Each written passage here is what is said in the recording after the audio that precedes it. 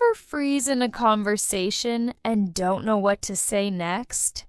Want to sound smart but still natural when you speak English? Let me show you what worked for me step by step. Hello, my name is Olivia. I want to tell you about my journey, how I learned to talk smartly in English. It wasn't just about using big words, it was about sounding confident, clear, and natural.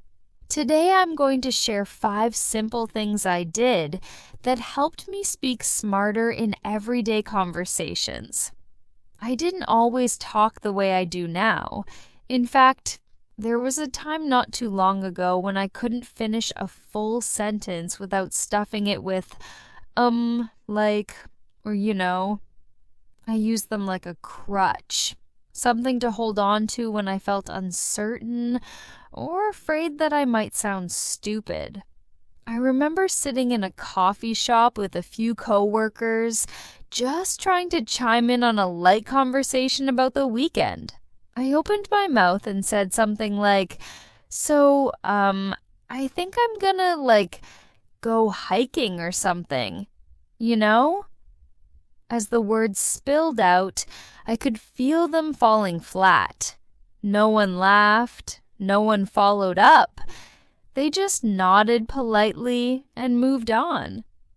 And I sat there, sipping my cold coffee, cheeks burning, wondering why it felt so hard to sound like a grown-up who had something real to say. It wasn't that I didn't know English. I did. I'd studied it for years. But every time I opened my mouth in front of native speakers, I felt like I had to scramble. I second-guessed my grammar. I questioned my vocabulary. I was always one step behind, translating things in my head or trying to keep up with fast talkers. And somewhere along the way, I developed the habit of using fillers to buy time. And became my comfort zone. The problem was, they made me sound uncertain, immature even. And deep down, I wanted more than anything to sound smart, confident, and natural. I didn't want to sound like someone who was unsure of her words. I wanted to sound like someone who owned them. The turning point came during a Zoom meeting for work. I had to give a short update on a project I was leading. Nothing complicated, just a 2-minute summary. But when it was my turn, I froze. Then I mumbled something like, we're moving forward with the thing from, last week. My voice cracked, and I could see a few confused faces on the screen. One of my teammates even tilted his head, clearly trying to follow along. My manager jumped in to finish my sentence. I sat there, fake smiling, dying inside. That night, I couldn't sleep. I kept replaying that meeting in my head, asking myself why I still sounded like a nervous teenager when I was supposed to be a grown woman in a leadership role. So I made a decision. I was going to break the filler word habit. Not next week, not after my next promotion, right now. I didn't need to sound like a college professor. I just needed to sound sure of myself. The next morning, I took out a notebook and wrote down every filler word I usually said. Sort of, kind of. I was surprised at how many there were. Then I made a rule. Anytime I felt the urge to use one, I would simply pause. Just pause. No panicking, no rambling. Just let the silence sit there. At first it was awkward. In conversations, I'd catch myself mid-sentence. So I think we should pause. Move the meeting to Friday. That pause felt like forever, but no one seemed to mind. In fact, some people leaned in as if they were more interested in what I was going to say next. I realized something powerful in those moments. Silence isn't weakness. Silence can be strong. When I paused instead of rambling, it gave weight to my words. I sounded more thoughtful, more collected, and best of all, I started to feel in control of my own voice. To help myself even more, I started recording short videos of myself talking.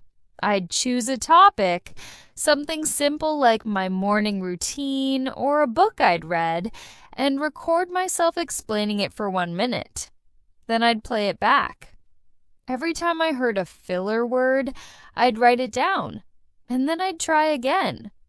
It was uncomfortable at first. No one likes to hear themselves talk, but it helped a lot. I began to notice patterns. I said like most often when I was nervous or not sure how to explain something. I used you know when I was trying to make sure the other person agreed with me. And was my default every time my brain needed to catch up with my mouth. So I gave myself a challenge. Speak slowly, not just when practicing, but in real conversations too. Slowing down helped me think clearly. It gave me time to choose better words. Instead of rushing to fill the silence, I embraced it. Sometimes I'd smile or nod while I thought. And you know what? People started treating me differently. They saw me as someone who took her time to say something worth hearing. I didn't need to talk fast or throw in fancy words. I just needed to talk with purpose. Over time, I got better. The and like started to fade. I replaced them with short pauses or stronger words. I began saying things like, I believe, in my opinion, or here's what I suggest. These small shifts made me sound smarter, not because I suddenly had a bigger vocabulary, but because I sounded more confident. People stopped interrupting me. They listened. They followed up on my ideas. It felt like magic, but it wasn't. It was practice. I remember one day, a new coworker joined our team. She was young and sharp, but clearly nervous. During her first meeting, she introduced herself and said, Hi, I'm really excited to, be here. My heart went out to her. I knew that feeling. So after the meeting, I messaged her privately and said, You did great. If you ever want to practice talking through your ideas, I'm happy to help. She said yes. And for the next few weeks, we'd hop on calls after work and just talk. I'd remind her to pause instead of saying, and she started doing it too. One day she messaged me saying, I actually felt smart today. That hit me because I'd felt the same way once I let go of all those fillers. Speaking smartly isn't about sounding perfect. It's about sounding present. When you pause instead of filling the silence with you know or like, it shows people that you're not rushing, that your words matter, that you matter. And the truth is, once I stopped using filler words, something else started to happen. I began noticing the words other people used.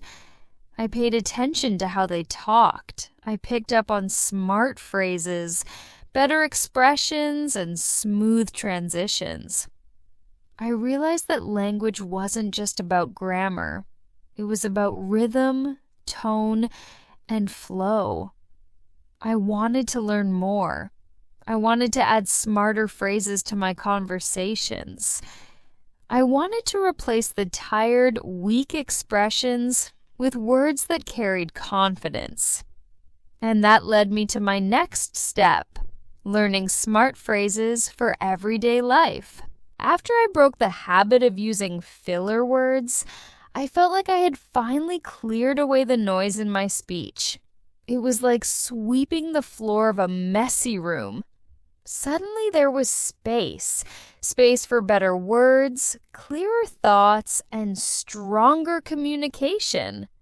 But once the like, and were gone, I realized something else. I was still relying on vague, overused phrases that didn't quite express what I really meant. I would say things like, "It's okay," when I meant, "That's fine with me," or "I don't know," when I could have said, "I'll need a minute to think about that." Even though I had started to sound less nervous, I still didn't sound smart. And that bugged me. So I made it my next mission to learn smart phrases I could use in everyday situations. Phrases that sounded clear, confident, and polished, but still natural. I didn't want to sound like I was reading from a textbook or reciting lines from a TED Talk. I wanted to sound like a real person who knew how to carry a thoughtful conversation, whether I was talking to a coworker, ordering coffee, or chatting with someone in line at the grocery store. It started small. One day, during a team meeting at work, my manager asked what I thought about a proposal we were reviewing. I usually would have said something weak like, "I guess it's okay," or "Maybe it could work." But instead, I took a breath and said, "That's an interesting idea. I can see the value in it." It felt different coming out of my mouth, stronger, more respectful. I wasn't just giving my opinion, I was showing that I was listening and thinking. And something funny happened. My manager smiled and nodded. "Thanks for that, Olivia. Good point." That little moment stuck with me. A single sentence, just a little smarter, a little clearer, made me feel like I was finally part of the conversation. From that day on, I started collecting smart phrases.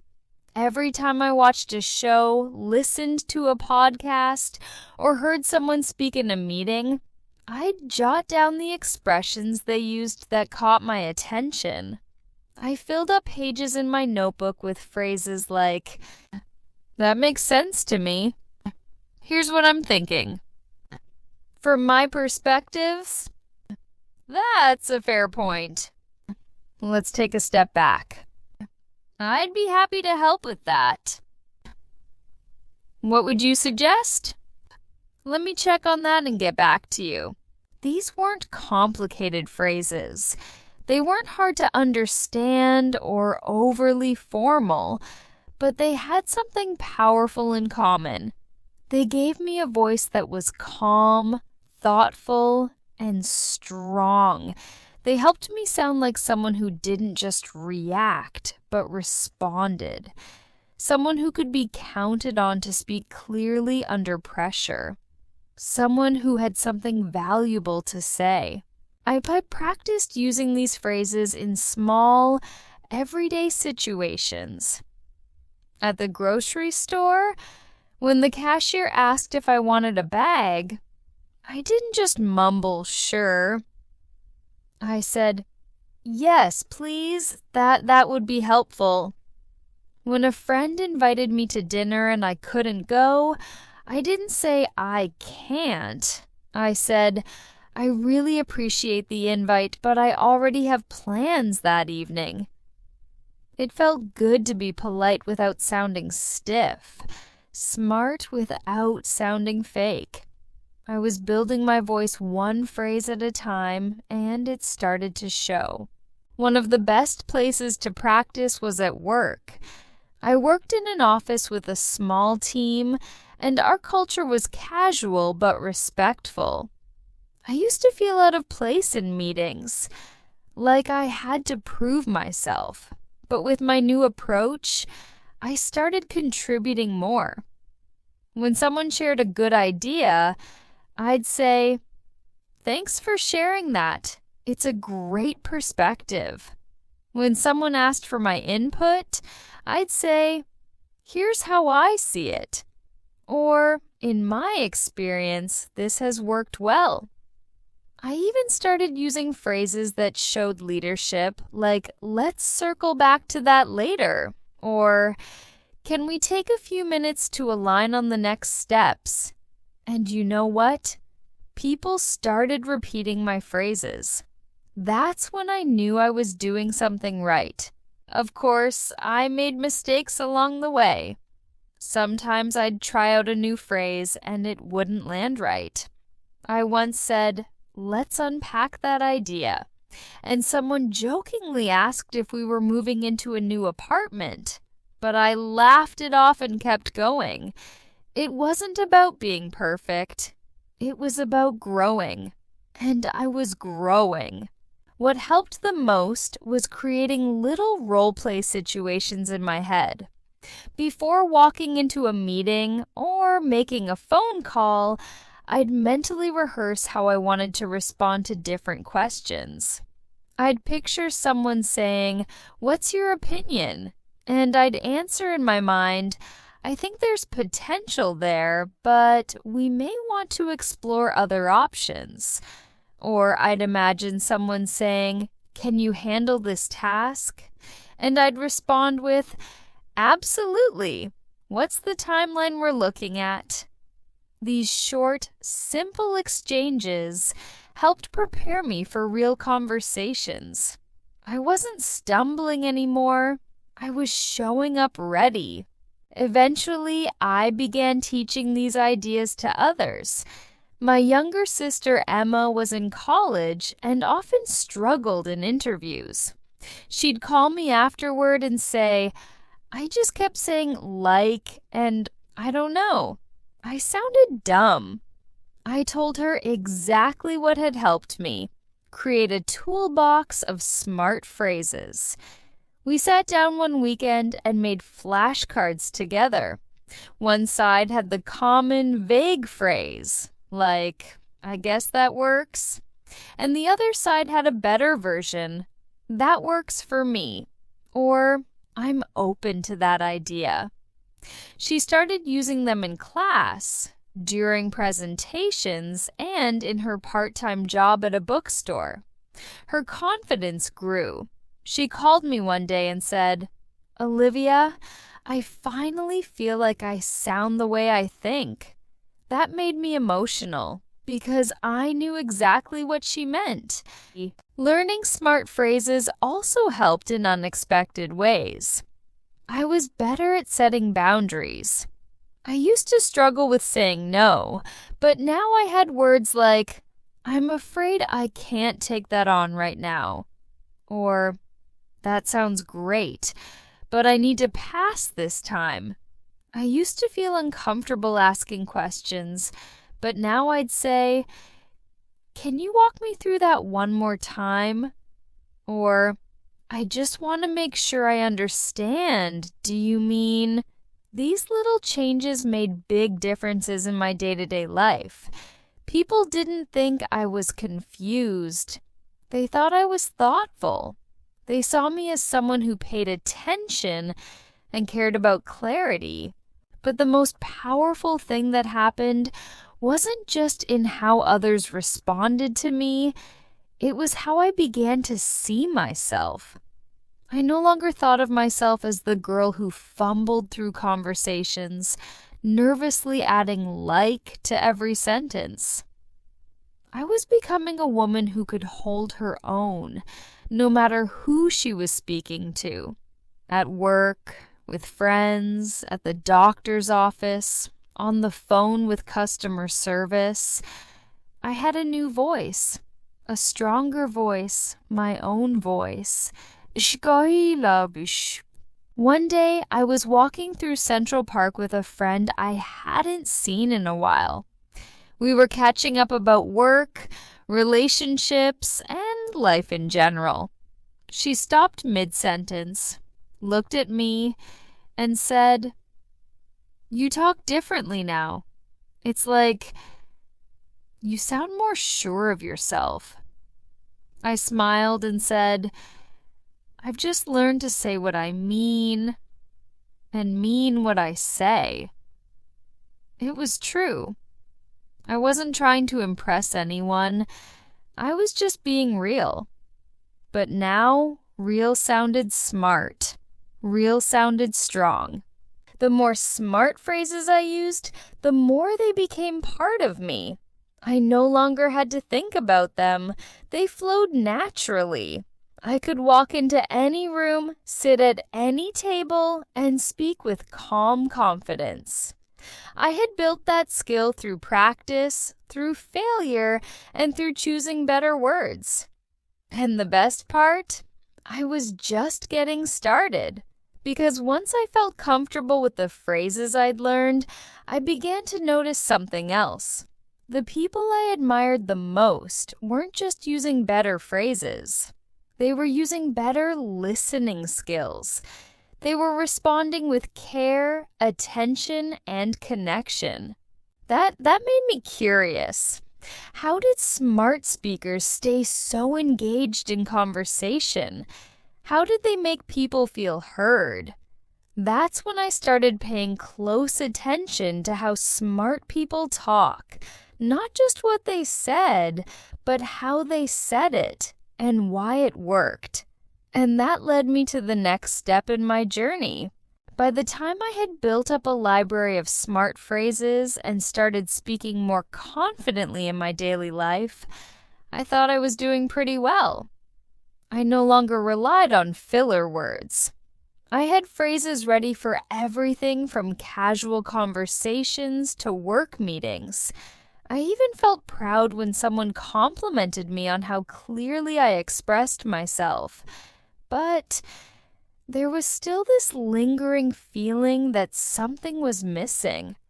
I sounded better, sure, but I didn't always feel like I belonged in the conversations I was having, especially when I was around really articulate people.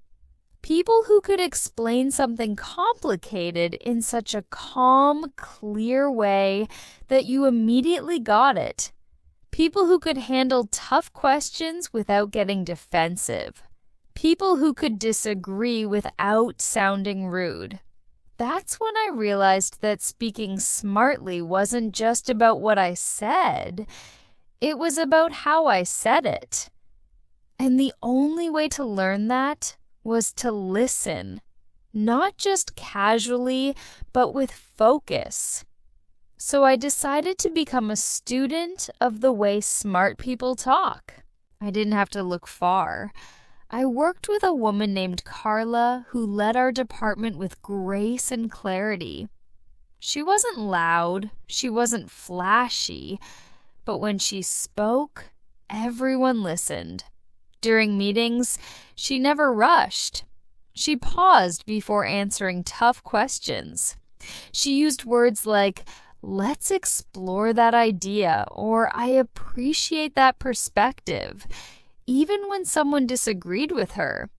There was no panic in her voice, just calm leadership.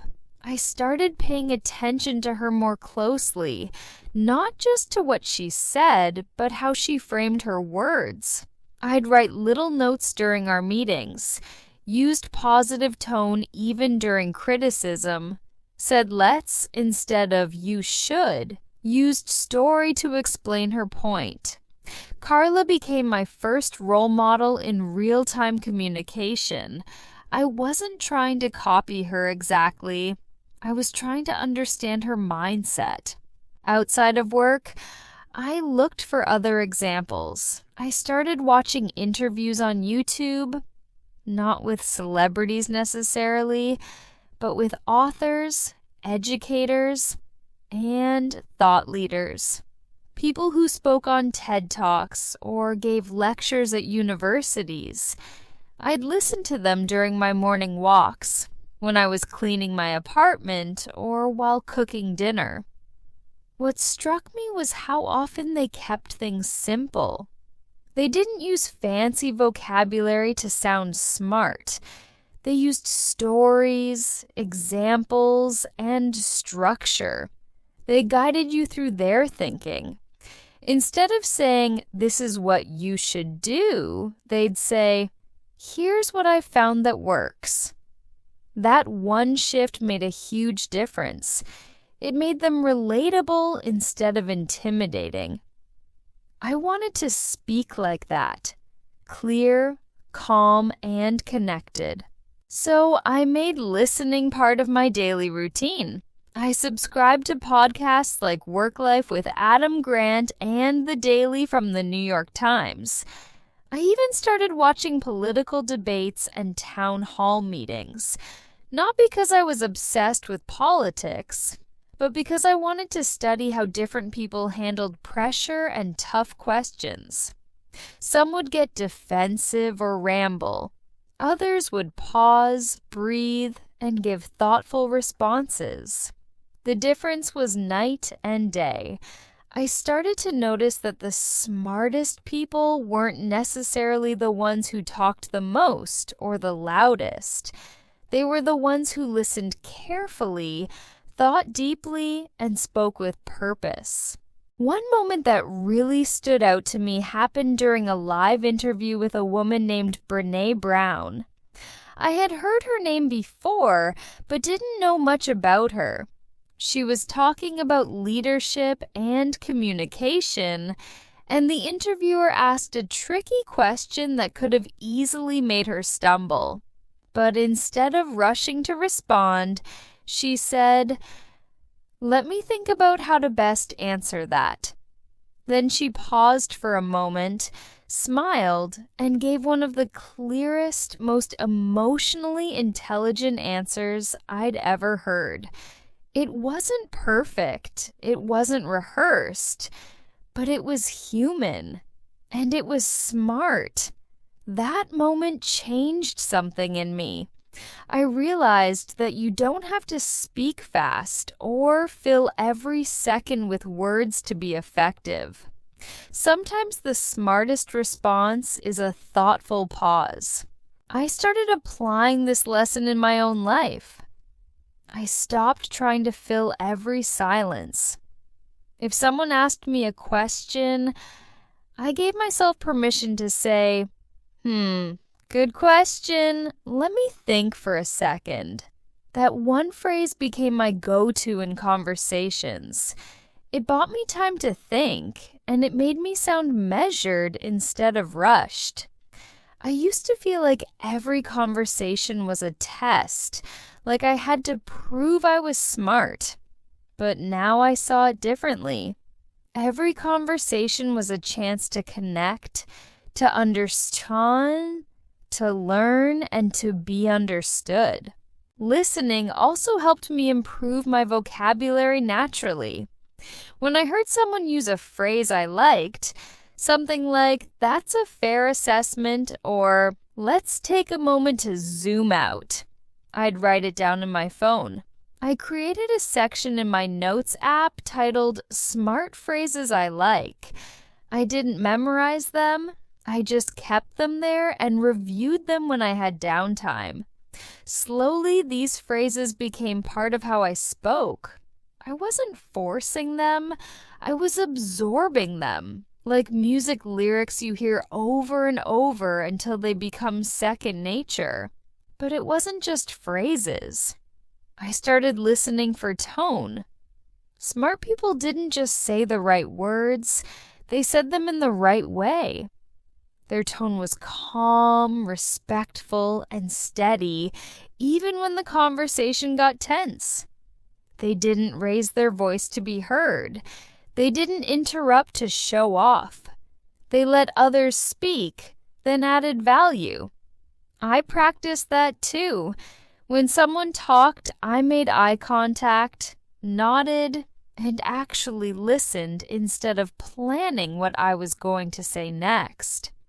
When it was my turn, I'd begin with phrases like, "I hear what you're saying," or "That's a good point, and here's another way to look at it." Those transitions made all the difference. I wasn't just reacting, I was building a bridge in the conversation. One of the biggest changes I saw was in my relationships. Friends started opening up more because they felt like I was really listening. I didn't interrupt or jump in with my own story. I asked questions. I reflected back what they were saying. I didn't do it to sound smart. I did it because I genuinely cared. But it just so happened that being a better listener made me sound smarter too.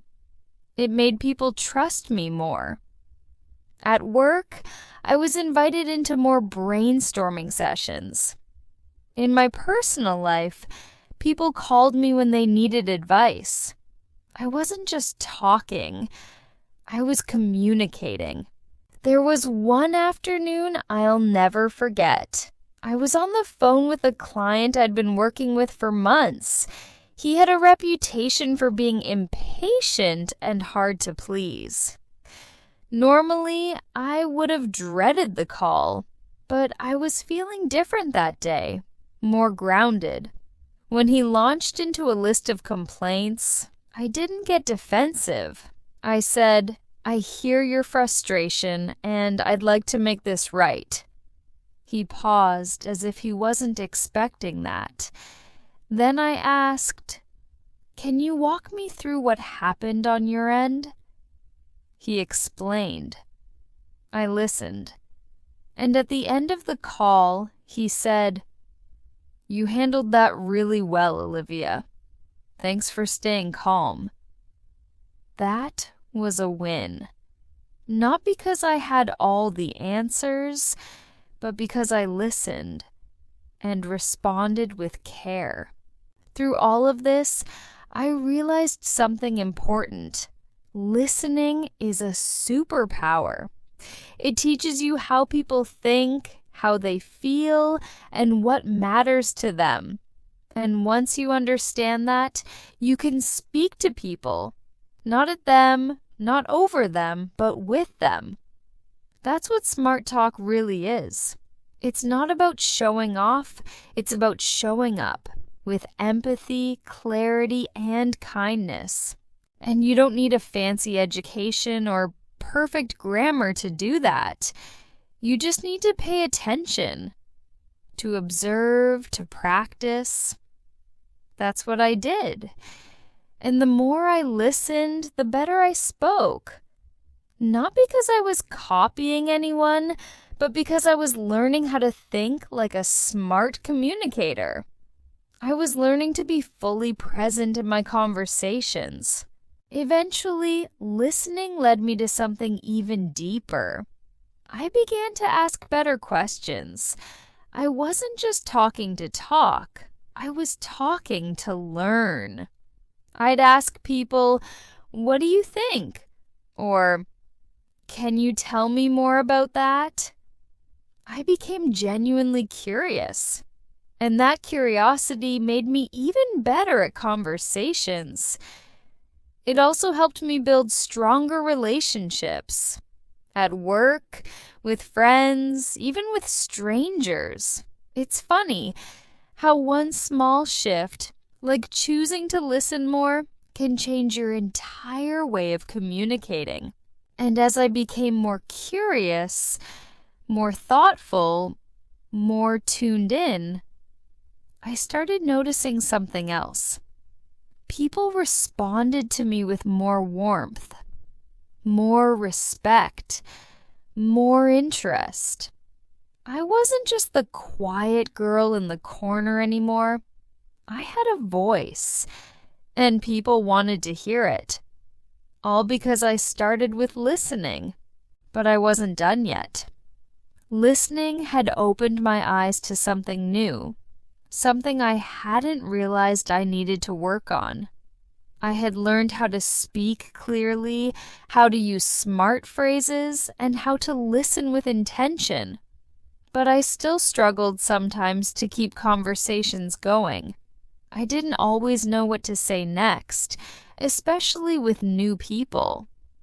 That's when I realized smart people don't just answer questions well, they ask them too. They know how to guide a conversation with curiosity and ease. So I set out to learn that skill, the skill of asking better questions. Listening changed me in so many ways. It gave me insight, calmness, and strength I hadn't known I needed. But as I grew more comfortable listening, I ran into something unexpected. I didn't always know how to respond. I'd listen carefully, nod with genuine interest, and still feel like I was hitting a wall. Conversations would stall, especially with new people. I wasn't awkward or shy, but sometimes I just didn't know what to say next. I found myself defaulting to phrases like, "That's cool," or "Wow, nice moisis," and then smiling nervously as the silence grew longer. That's when it hit me. I wasn't stuck because I lacked vocabulary. I was stuck because I didn't know how to keep the conversation alive. And that's when I began to realize the power of asking better questions.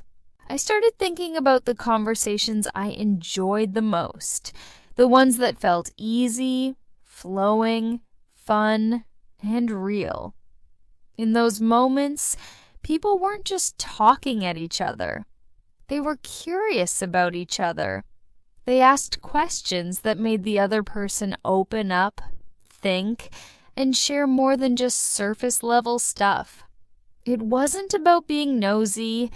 It was about showing that you actually cared. And that made all the difference. I'll never forget a day when I went to a local networking event at a co-working space in Brooklyn. It was full of people in tech, marketing, education, people with titles that sounded impressive.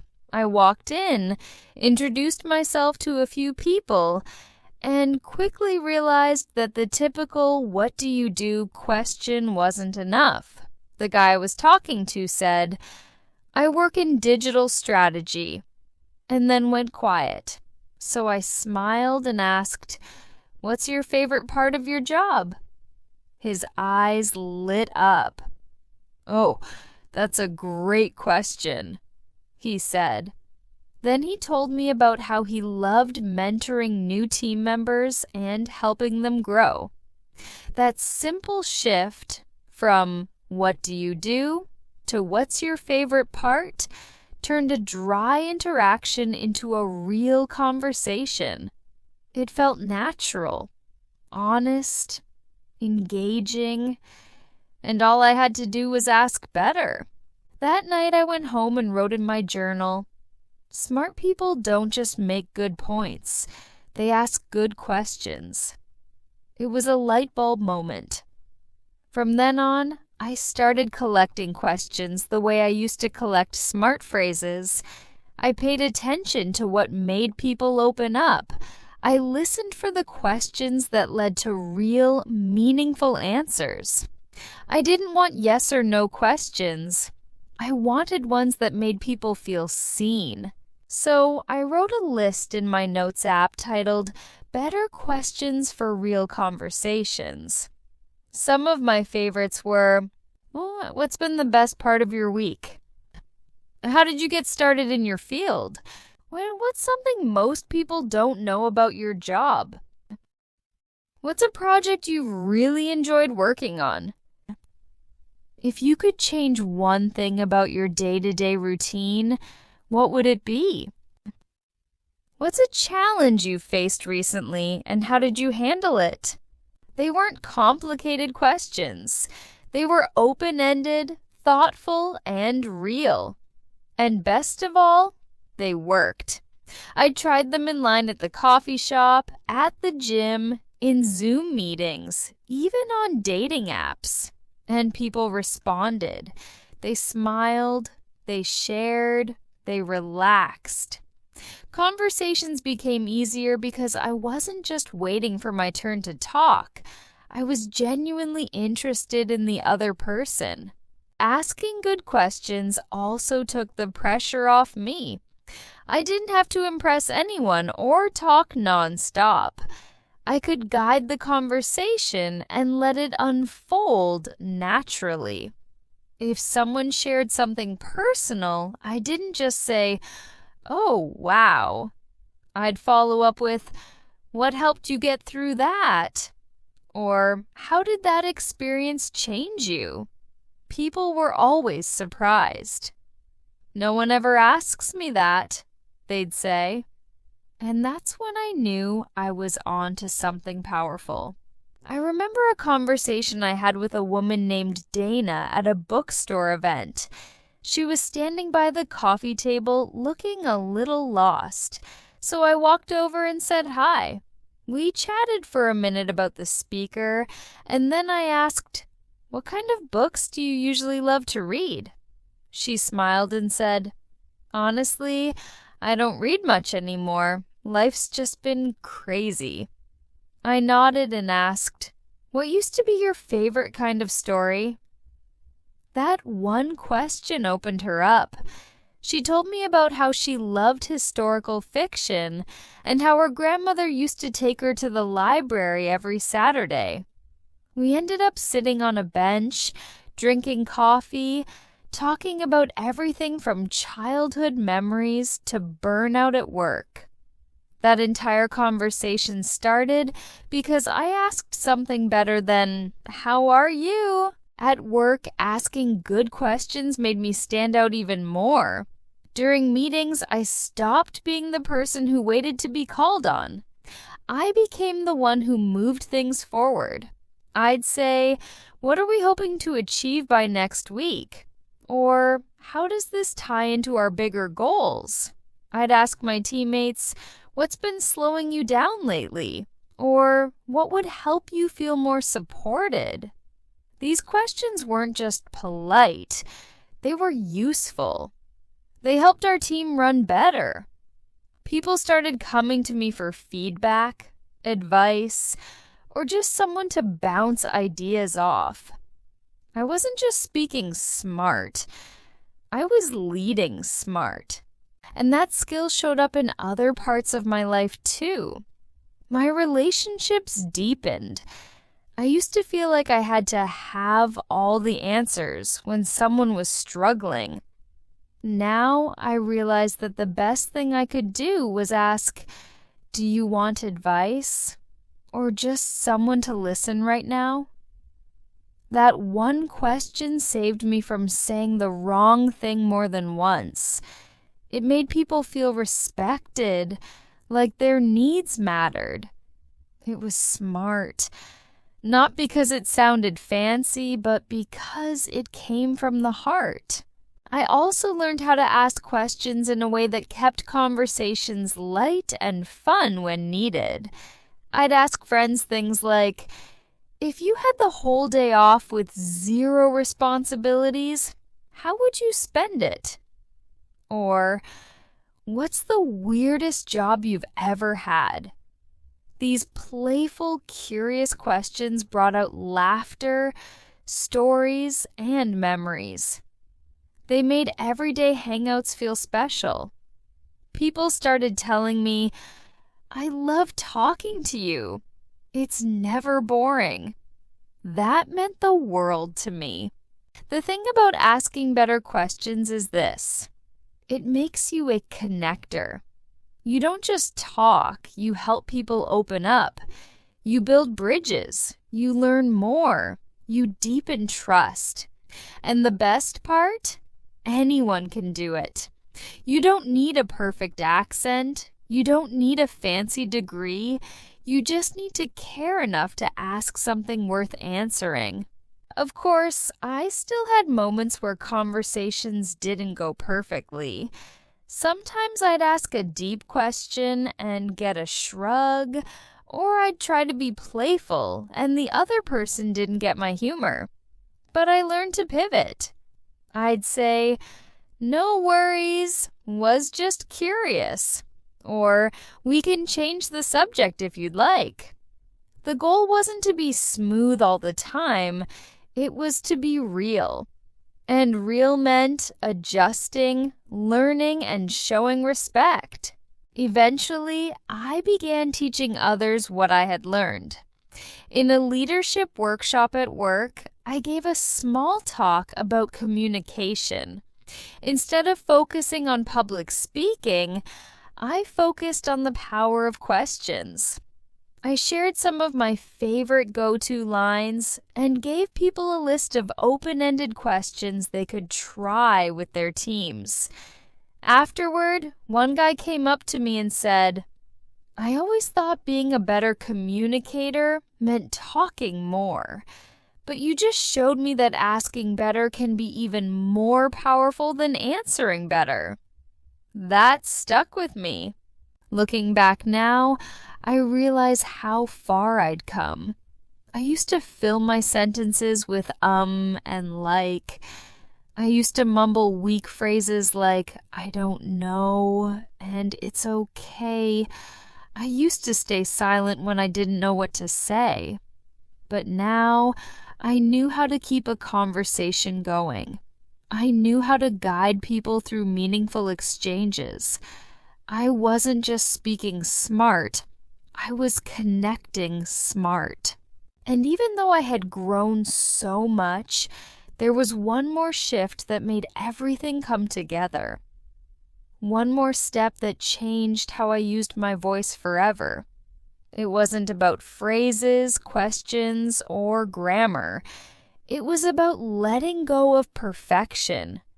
It was about showing up as I was, even when I was nervous, even when I made mistakes. And that's what led me to the last part of my journey. After I learned how to ask better questions and saw how much it changed the way people responded to me, I knew I was onto something powerful. For the first time in a long while, I actually felt like I belonged in conversations. I wasn't just watching from the sidelines or smiling and nodding. I was part of the exchange. But even though I had the tools now, the smart phrases, the listening habits, the better questions, there was still something holding me back. I was still nervous. My heart would beat fast every time I had to speak in front of others. I'd sometimes second-guess myself after saying something, wondering if I'd used the right word or if I sounded smart enough. That fear didn't disappear overnight. It followed me around, quietly whispering that I wasn't good enough yet. That voice in my head kept me from raising my hand in meetings, introducing myself at networking events, or joining in during group conversations. I realized that the next step on my journey wasn't about adding more words to my vocabulary. It wasn't about mastering another list of phrases. It was about trusting myself. I had to start believing that I could speak well. Not perfectly, but well enough. Confidence, I learned, isn't about being flawless. It's about showing up even when you're scared. And so, I made a decision. I was going to practice speaking with confidence even when I was nervous. Especially when I was nervous. One of the first things I did was practice in a safe space. I began speaking in front of the mirror. It might sound silly, but it helped me more than I ever expected. I would pick a topic, something like my favorite movie, a memory from high school, or what I did over the weekend, and I'd talk out loud to myself. I focused on standing tall, looking at my own reflection, and speaking clearly. At first, I'd mess up. I'd forget what I was saying or pause too much. But instead of stopping, I kept going. I told myself that this was my practice space. No one was judging me. And slowly, I stopped judging myself too.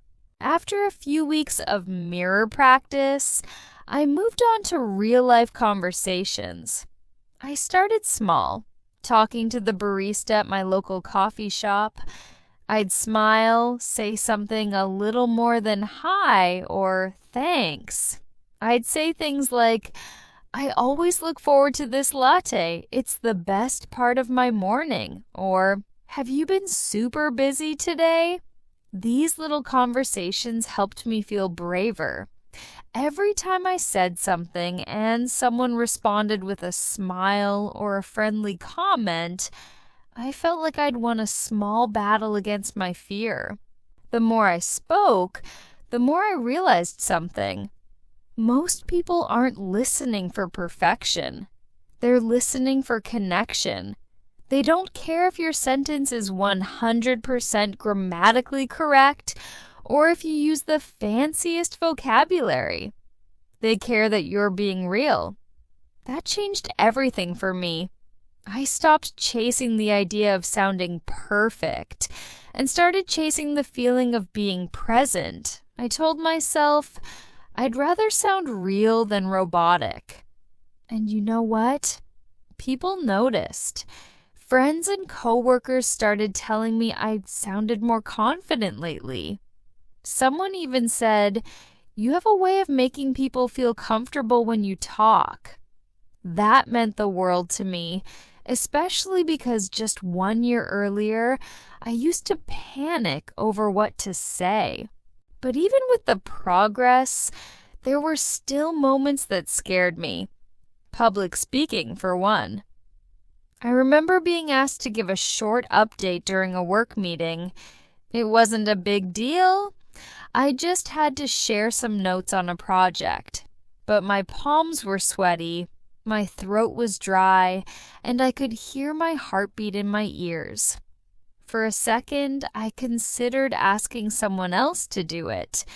But then I remembered something I'd read in a book. Courage doesn't mean you're not scared, it means you show up anyway. I stood up, cleared my throat, and started speaking.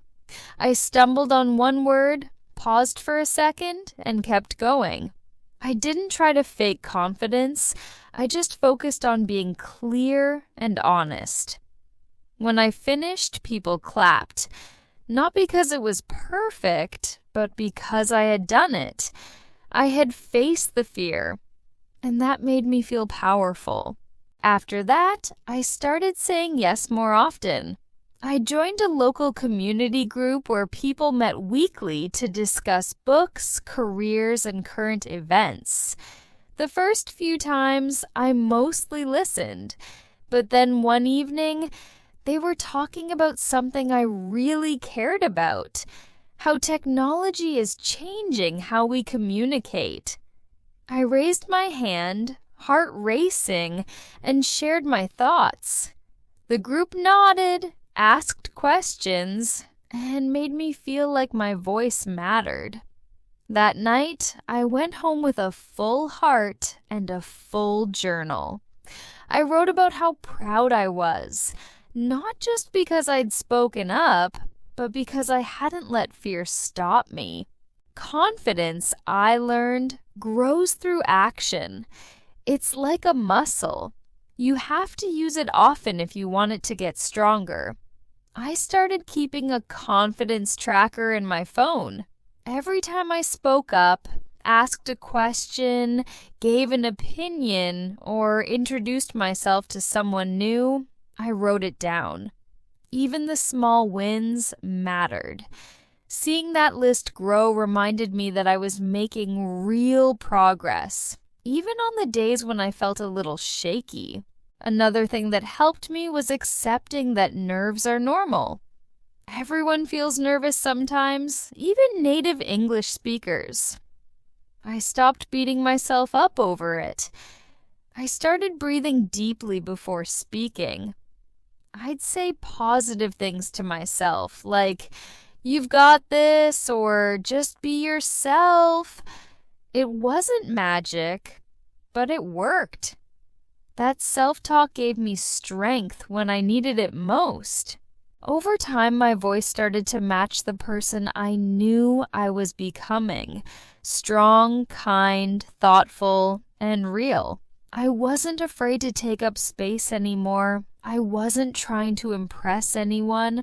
I was just trying to show up as the best version of myself. And to me, that's what talking smartly in English is really about. It's not about sounding like a textbook or using $10 words. It's about owning your voice, sharing your ideas, and connecting with people in an honest way. Today, I still get nervous sometimes. I still stumble on a word here or there, but I don't let that stop me. Because now, I know that confidence isn't about being perfect. It's about being brave. And every time I speak up, I grow stronger, I grow smarter, and I grow more proud of how far I've come.